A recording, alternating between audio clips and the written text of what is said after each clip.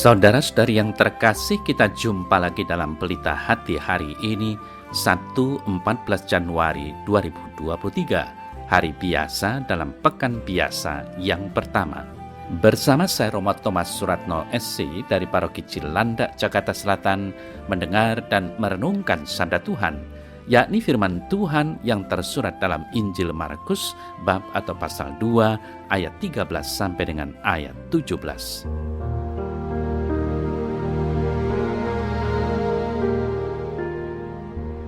Sekali peristiwa, Yesus pergi ke pantai danau dan seluruh orang banyak datang kepadanya. Lalu ia mengajar mereka. Kemudian ketika ia berjalan lewat di situ, ia melihat Lewi anak Alfeus duduk di rumah cukai, lalu ia berkata kepadanya, "Ikutlah aku." Maka berdirilah Lewi lalu mengikuti dia. Kemudian ketika Yesus makan di rumah orang itu, banyak pemungut cukai dan orang berdosa makan bersama-sama dengan dia dan murid-muridnya, sebab banyak orang yang mengikuti dia.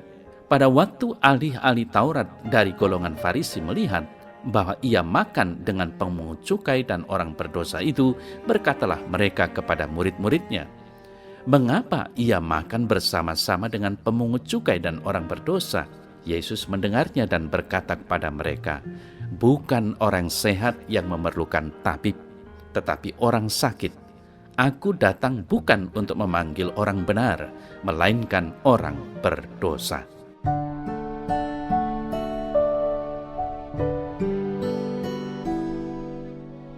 Saudara-saudari yang terkasih, warta Injil hari ini mengisahkan panggilan Lewi anak Alfeus. Suatu kisah yang sangat jelas maknanya, namun seringkali terlewatkan bagi kita untuk merefleksikannya. Padahal kisah itu bisa menjadi tuntunan bagi kita untuk memperbaharui hidup kita masing-masing sebagai orang beriman.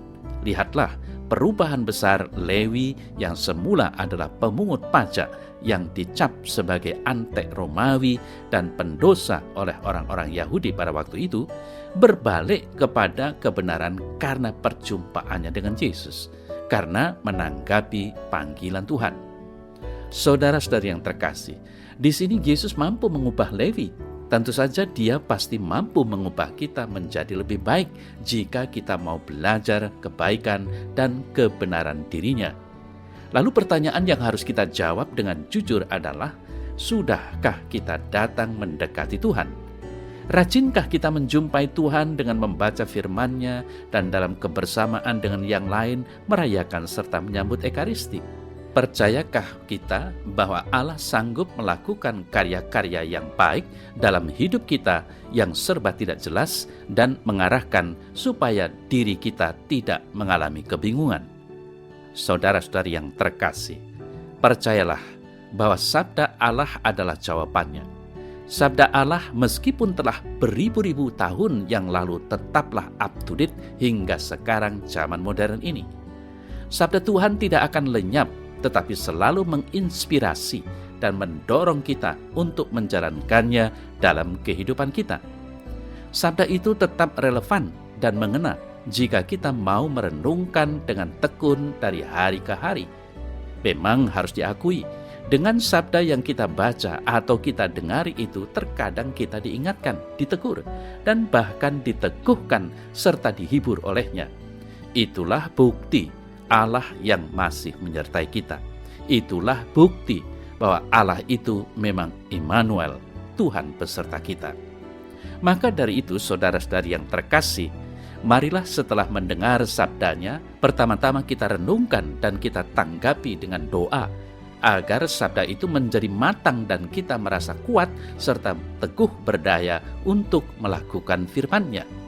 Tidakkah kita semua diajak untuk tidak menjadi pendengar firman, melainkan menjadi pelaku-pelaku firman? Semoga kisah panggilan Lewi dan pertobatannya dalam Injil hari ini yang diwujudkan dengan meninggalkan pekerjaan yang menyebabkan dirinya dicap sebagai pendosa itu, lalu mengikuti langkah dan hidup Yesus, benar-benar menginspirasi dan mendorong kita semua untuk semakin mau datang, mendekat, dan menyatu dengan Tuhan Yesus. Yesus bukan Tuhannya orang sehat, tetapi Dia adalah tabib bagi orang-orang sakit. Yesus tidak datang pertama-tama kepada orang-orang yang merasa sudah benar dan suci, tetapi Dia diutus kepada domba-domba yang tersesat, kita yang sering jatuh bangun dalam dosa.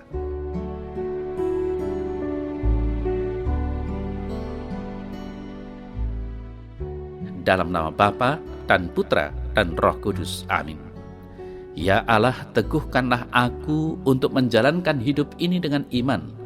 Jangan biarkan kesulitan hidup dan masalah membuat aku ragu dan kurang percaya.